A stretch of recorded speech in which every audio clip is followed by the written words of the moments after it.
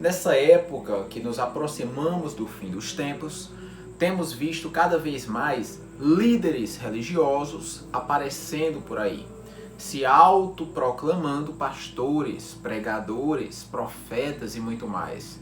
Não venha você me dizer que existe profeta nos dias de hoje, porque o próprio Jesus diz que a profecia e a lei encerrou, acabou em João Batista. Consulte Mateus capítulo 16, verso 16. Então a profecia está selada, está encerrada em João Batista, segundo o próprio Jesus. Também não me diga que Paulo fala que na igreja existe profeta, porque o profeta que ele se refere ali é justamente aquele que profere a mensagem do Senhor nas suas escrituras. Esse é o tipo de argumento desses pastores ou os enganados desses pastores que usam para se autoproclamar ungidos de Deus, sendo que não existe ungido de Deus nenhum. E eu afirmo a vocês, nenhum momento do Novo Testamento você vai encontrar no Evangelho nada relacionado a ser ungido. A unção era utilizada para utensílios do templo e pessoas específicas no Antigo Testamento. É coisa da lei. Então parem de trazer coisas da lei para o Novo Testamento, porque senão temos que trazer tudo e não só o que convém a vocês. Temos que trazer o sacrifício de ovelhas de novo. E isso é algo que não é permitido por Cristo. Eu tenho um recado para vocês, pastores. Eu tenho um recado para vocês que se dizem líderes, para vocês que se dizem portadores de dons, mas vocês não passam de enganadores, vocês não passam de lobos travestidos de pregadores, que ficam exigindo sacrifício do povo, enquanto o livro de 1 Samuel, o Senhor diz que é muito melhor você obedecer do que sacrificar. E a obediência a Deus está atrelada justamente no amor ao próximo, no respeito e amor à soberania de Deus. O próprio Jesus nos entrega esse mandamento. E esses falsos mestres condicionam as pessoas a obedecer o que eles querem, não o que Deus quer. Eu vou mostrar na Escritura o que é que o próprio Deus diz para esses pregadores, pastores, líderes, autoproclamados profetas nos dias de hoje. No livro de Malaquias, capítulo 2, verso 3, Deus se indigna com esses sacerdotes, com esses líderes religiosos da época, por causa da maldade do seu coração, da perversão, do desvio das leis de Deus, do maltrato para com o povo, com o desleixo com a obra de Deus. E o próprio Deus diz que pegaria as fezes, os excrementos, literalmente a palavra usada no hebraico é merda. Ele diz que pegaria e esfregaria na cara deles. Veja só, o próprio Deus disse que chegou a tal ponto que ele esfregaria o excremento, as fezes dos animais na cara desses sacerdotes. Sabe aquelas igrejas que fazem congressos, assembleias, fazem reuniões, retiros e todas essas palhaçadas mais? Olha o que Deus fala ao longo dos versos que eu vou citar nesse vídeo. Amós capítulo 5, verso 21. Deus diz: eu aborreço e desprezo as vossas festas e as vossas assembleias solenes. Não tenho nenhum prazer nos seus congressos, e ainda não me ofereçais sacrifícios e vossas ofertas de manjares. Não me agradarei deles, nem atentarei para as suas ofertas pacíficas dos vossos animais cevados.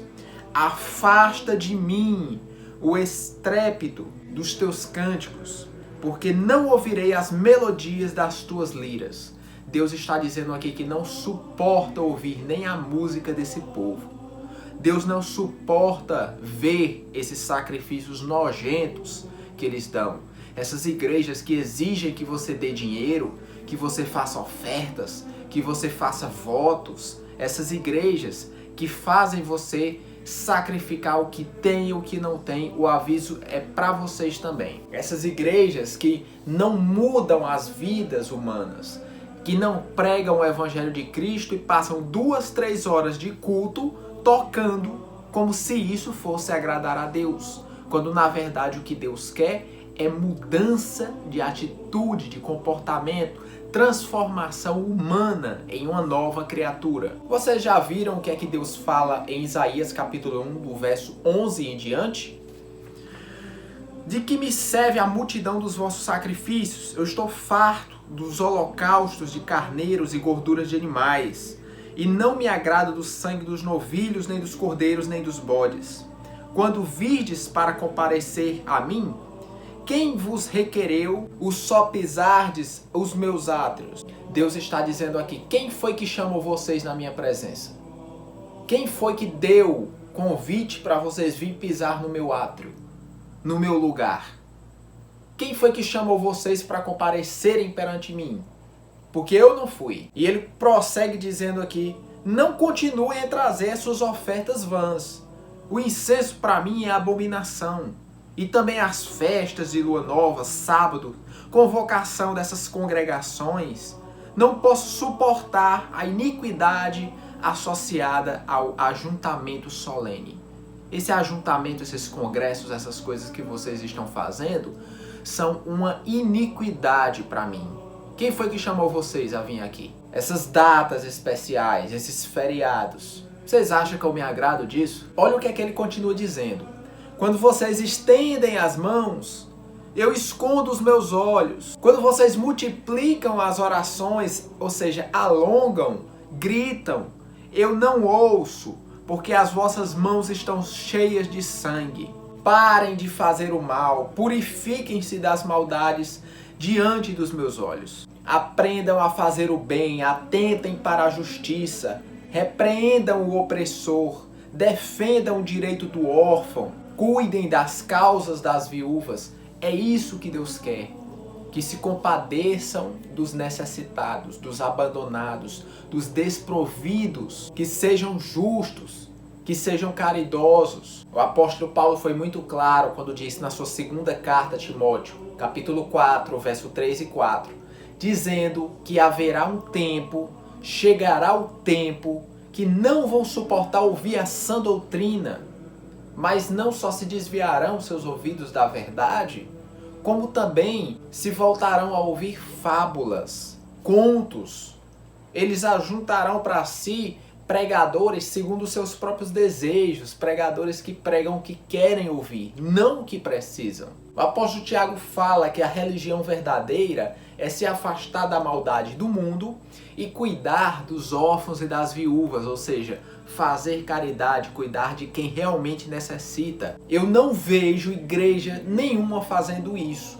Quando fazem, é numa data festiva, é no Natal, é num congresso específico, quando na realidade as pessoas têm fome todos os dias, as pessoas têm necessidade todas as horas e ninguém se preocupa com isso. Sabe, pastores,